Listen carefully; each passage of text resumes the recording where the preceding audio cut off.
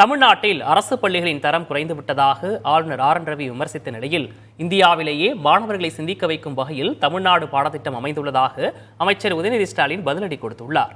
இருவரும் பேசியவற்றை தற்போது பார்க்கலாம்.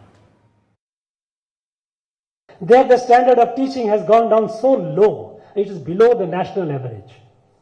Our high school student, class 9 student, doesn't recognize a two-digit number. 40% of them, they do not recognize the number. No, 75% of them.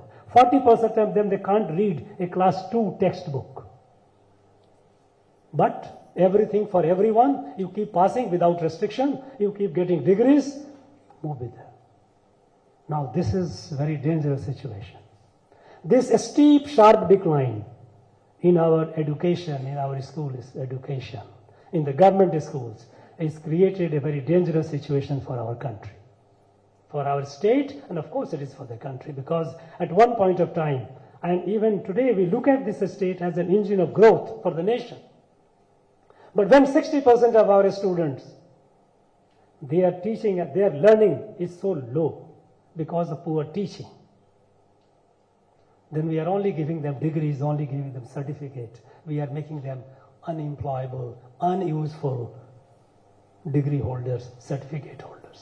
This is a very, very serious problem. நம்முடைய அரசனுடைய பாடத்திட்டத்தை பற்றி ஒருவர் குறை சொல்லியிருக்கிறார். உங்களுக்கு தெரியும், அவருக்கு நம்முடைய பள்ளி கல்வித்துறை அமைச்சர் நண்பர் அன்பில் மகேஷ் பொய்யாமொழி அவர்கள் ஒரு சிறந்த பதிலை கொடுத்திருக்கின்றார். ஆனால் என்னை பொறுத்தவரை மாணவர்களை சுயமாக சிந்திக்கின்ற தூண்டுகின்ற கல்வி முறை தான் சிறந்த கல்வி முறை.